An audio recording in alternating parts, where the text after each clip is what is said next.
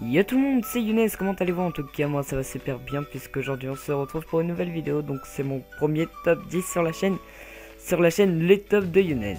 Donc alors aujourd'hui, comme vous avez pu le voir dans le titre, ça va être top 10 des SDF devenus des stars. Donc je remercie les chaînes communautaires s'ils uploadent ma vidéo, ça serait super gentil.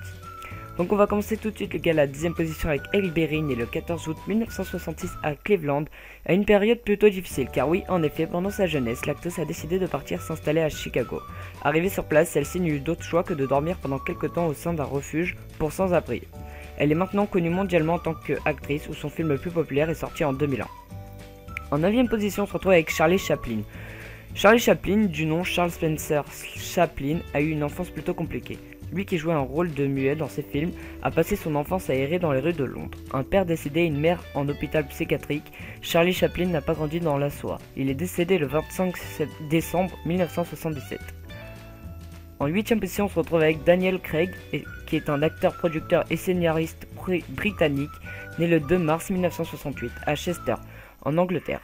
Très connu pour ses rôles dans plusieurs James Bond, étant plus jeune, Daniel Craig aurait dormi sur les bancs publics de Londres. Aujourd'hui, sa fortune est estimée à 65 millions de dollars. On se retrouve avec Jennifer Lopez, de son vrai nom Jennifer Lynn Lopez, née le 24 juillet 1969 à Castleville, dans le quartier du Bronx à New York, est une chanteuse, actrice, danseuse, productrice de musique. Après une enfance très conflictuelle avec sa mère, la star a dormi pendant plusieurs mois sur le sofa de son école de danse. En 6e position, on se retrouve avec Hilary Ann Swank, qui est une actrice américaine née le 30 juillet 1974 à Lincoln, dans le Nebraska. L'actrice américaine a passé une longue période à vivre dans une voiture avec sa mère pour essayer de mettre de l'argent de côté dans le but d'acheter un appartement à Los Angeles. En 5e position, on se retrouve avec Suze Orman, née le 5 juillet 1954 à Chicago, est une animatrice de télévision. L'animatrice, aujourd'hui milliardaire, a connu des moments difficiles. Dans les années 70, en effet, elle aurait passé pas mal de temps dans son minivan avant de devenir reconnue de tous. En 6e position, on se retrouve avec Eugene Carey, plus connu sous le nom de scène de Jim Carrey, né le 17 janvier 1962 à Newmarket au Canada. C'est un acteur humoriste. L'acteur aurait vécu avec ses parents dans un minivan pendant plusieurs mois, se déplaçant de ville en ville avant de rejoindre sa sœur, où il a vécu quelque temps dans une tente. Il dira plus tard dans une interview que c'est à cette période qu'il a développé son sens de l'humour. En 5e position, on se retrouve avec Ella Fitzgerald, née le 24 avril 1917 à Newport News, et qui est morte le 15 juin 1997 à Beverly Hills. Était une chanteuse de jazz américaine. Après la mort de sa mère, la chanteuse aurait recueillie par la mafia avant de s'enfuir et de vivre pendant un moment dans la rue. Elle deviendra très célèbre par la suite et connaîtra une vie de rêve.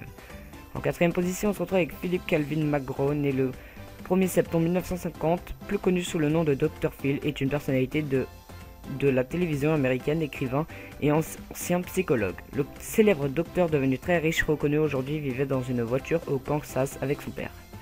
Première position, on se retrouve avec Christopher Paul Gardner, né le 9 avril 1954, est un entrepreneur, conférencier, motivateur et philanthrope, aujourd'hui multimilliardaire. Le multimilliardaire a lui aussi été sans abri durant une longue période. Sa vie a même inspiré le film de Will Smith, À la poursuite du bonheur. Donc j'espère que ce petit top 10 vous aura plu. N'oubliez pas de lâcher un j'aime, de commenter, de vous abonner pour voir mes prochaines vidéos. N'oubliez pas aussi de vous abonner à ma chaîne principale juste là.